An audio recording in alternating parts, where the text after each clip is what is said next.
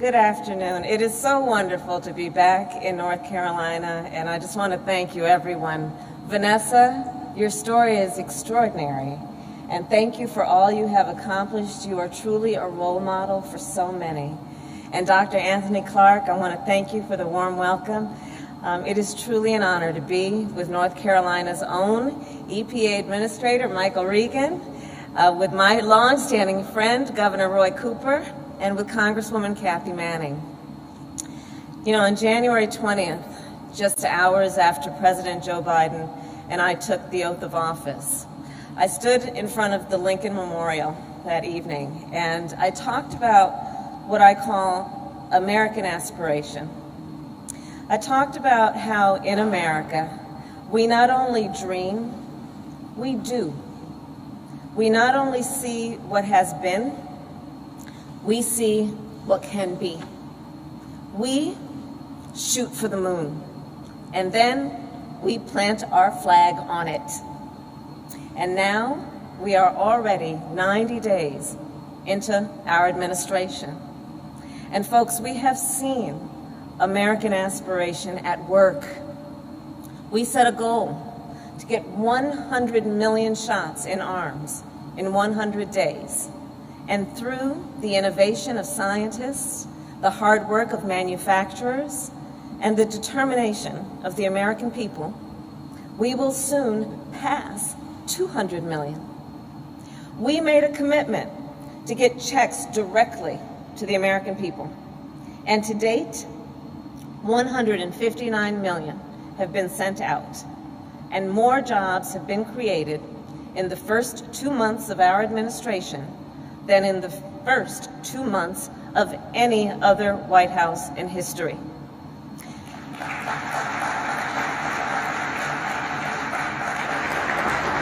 Help is here.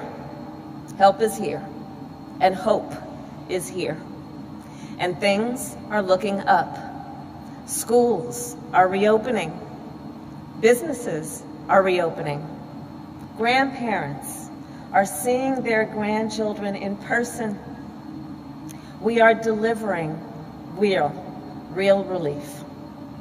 And the American people are now able to breathe easier and sleep better. And we are not done. The President and I are ready to keep going. And we are not going to take it slow.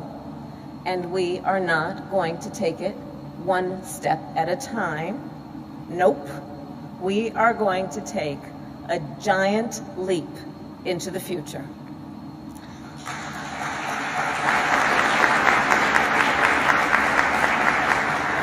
And so that is what the American Jobs Plan is all about.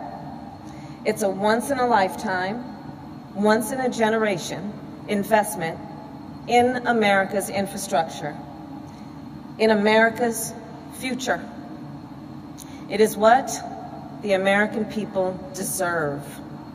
It will keep our nation competitive, it will build up our nation's communities, and it will put our nation back to work.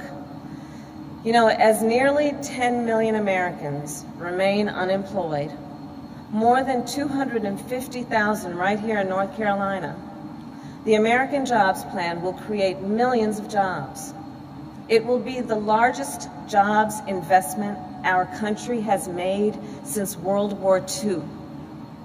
And it's not only about jobs, it's about good jobs.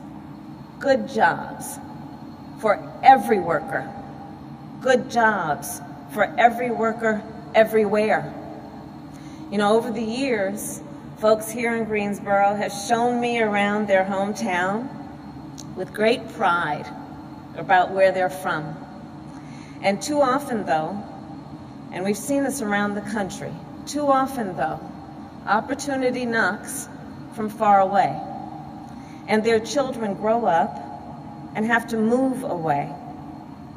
But that should be a choice, not a necessity. And that's why we want to bring opportunity closer to home. Through our American Jobs Plan, a pipe fitter in Chicago could get a good job replacing lead pipes in their own city. An electrician in Helena could get a good job laying broadband lines a few towns over. A forklift operator right here in Greensboro could get a good job fixing the road they drive on every day. Now, the phrase good job is one you've probably heard a lot about, but I want to break down what I mean when I talk about a good job. In the 21st century, in America, I believe you should not have to work more than one job to be able to pay your bills and feed your family.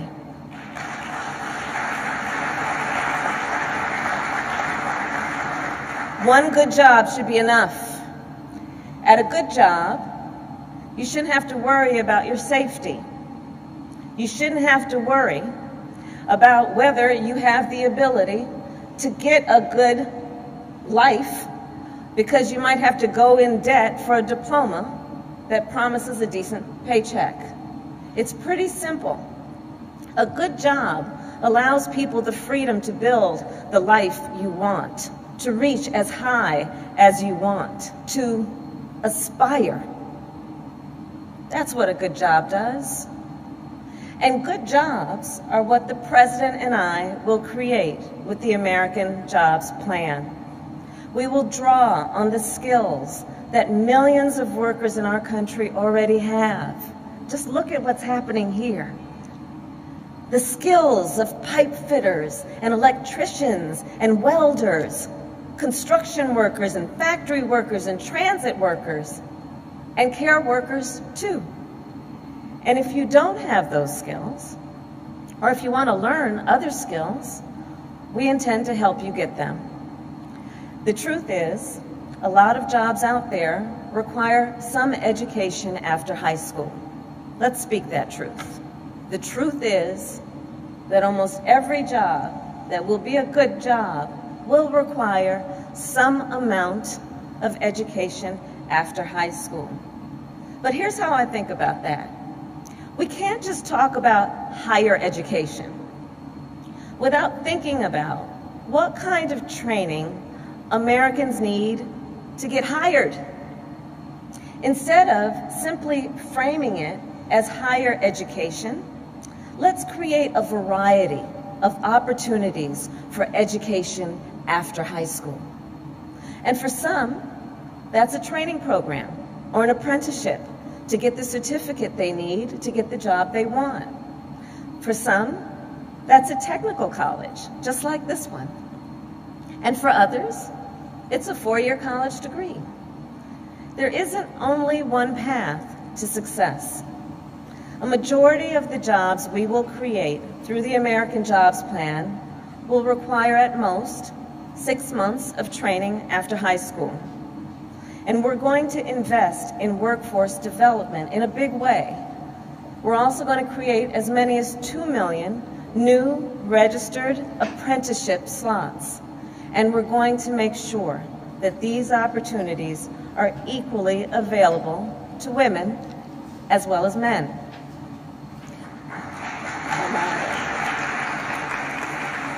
Because there's an interesting fact, in case you didn't know, hard hats are actually unisex. Everybody's laughing. So now the best way, I also believe, to get a good job is through a strong union. Union members have better pay, better health care, better retirement, better protections on the job. I believe every worker in America deserves the ability to organize or join a union. And there's another thing about American jobs and the American Jobs Plan. It will not only create good jobs, it will have a big impact on communities. It will have a big impact on people's quality of life at home. Let's talk about, for example, broadband. The world runs online, and yet millions of Americans, many of whom live in rural America, do not have access to broadband, and if they do, it is not affordable. Broadband impacts our economy. It impacts our education system, our healthcare system. And I'm talking about small business owners who don't have the literal bandwidth to grow their businesses. Students who can't study at home, who have to drive to the local McDonald's, to the parking lot to get access to their Wi-Fi. Seniors who haven't seen their doctor because in the middle of a pandemic, telemedicine is not an option for them. The President and I are determined to make sure that every person in our country can access broadband and afford it. Let's talk about water. There are more than 1 million miles of pipes that deliver drinking water to homes across America. For as many as 10 million American families, many families of color, those pipes are made of lead. So here's what drinking water from a lead pipe can do to the human body. For adults, it can increase your blood pressure and decrease kidney function. For children, it stunts growth and can cause damage to the brain. In fact, the Centers for Disease Control, they're quite clear when they say lead exposure harms our children. That is why we are going to replace every lead service line in our country and invest in our country's water infrastructure.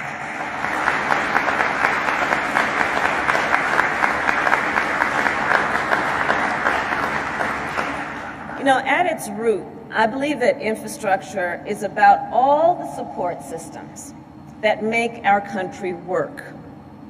Roads that keep us moving, water that keeps us healthy, broadband that keeps us connected, and care, childcare, home care. Because here's the thing. Think about it. Care, childcare, home care keeps us working. It keeps working people working. Just ask any parent who has been home with their kids for the last year. Ask anybody who has been caring for their mother or their father for the last year. Care should be readily available and affordable to working people.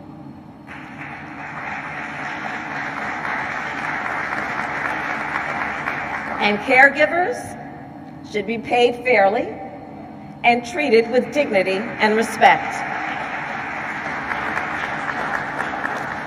And small business owners who run child care and home care businesses must be fully supported.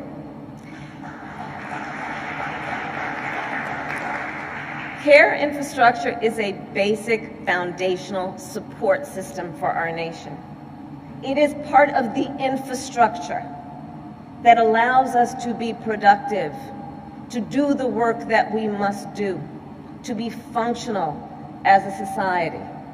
And I believe it is past time we invest in it. And here is the bottom line.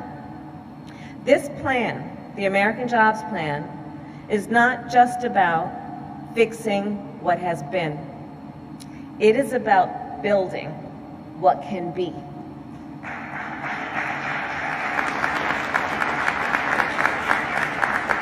And I do believe this then is the very definition of American aspiration. And this is the very definition of America. The capacity of our nation has never been in question. The ingenuity of our nation has been the envy of the world. That was true when we built the Transcontinental Railroad. That was true when we brought electricity to every household in America. That was true when we raced to the moon. And that will be true when the United States Congress passes the American Jobs Plan.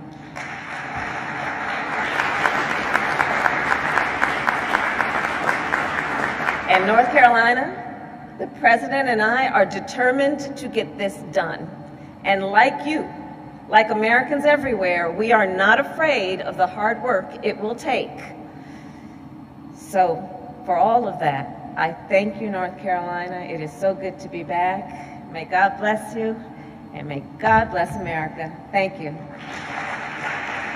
Hey guys, did you know we have a podcast called WJ Live? The Western Journal's mission is to equip readers with the truth, and that's the same mission we have on WJ Live. You'll hear from writers, editors, and special guests on the most important topics of the day. You can catch us Monday, Wednesday, and Friday at 5 p.m. Eastern and 2 p.m. Pacific, right here at youtube.com/WJ Live. While you're there, help us out by subscribing and hitting the bell so you don't miss any future episodes. See you there.